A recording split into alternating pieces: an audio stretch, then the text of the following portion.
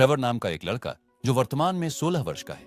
वह टेसा के साथ रिश्ते में है, जो उसके स्कूल की सबसे खूबसूरत शिक्षिका है। आज टेसा छात्रों के प्रोजेक्ट्स देखना शुरू करती है, लेकिन जब वह ट्रेवर का प्रोजेक्ट देखती है तो हंसने लगती है। यह देखकर ट्रेवर को बहुत बेइज्जती महसूस होती है और वह कक्षा से उठकर बाहर चला जाता है। लेकिन फिर कक्षा के बाद टेसा लाइब्रेरी जाती है और वहां ट्रेवर से मिलती है।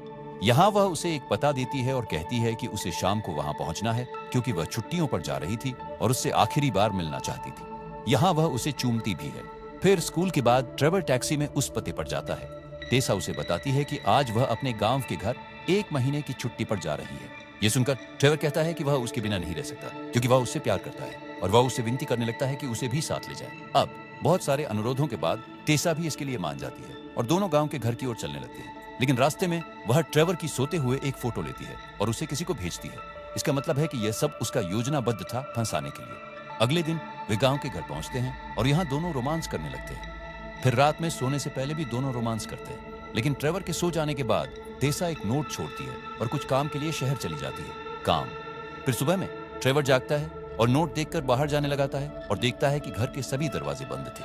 तो वह ग्रिल तोड़कर बाहर निकलता है और पूरे स्थान का अन्वेषण करता है। फिर शाम में टेसा वापस आती है और एक आदमी भी उसके साथ आया था जो था घायल है। टेसा बताती हैं कि वह उनका चचेरा भाई मॉर्गन है। फिर दोनों उसका पट्टी बांधते हैं। टेसा कहती हैं कि वह कुछ दिनों में यहाँ से चला जाएगा, लेकिन मॉर्गन कई बार ट्रेवर को परेशान करने लगता है और फिर रात में वह मॉर्गन को टेसा के साथ रोमांस करते हुए देखता है और वह चकित। उसे विश्वास हो गया था कि यह सब एक जाल था।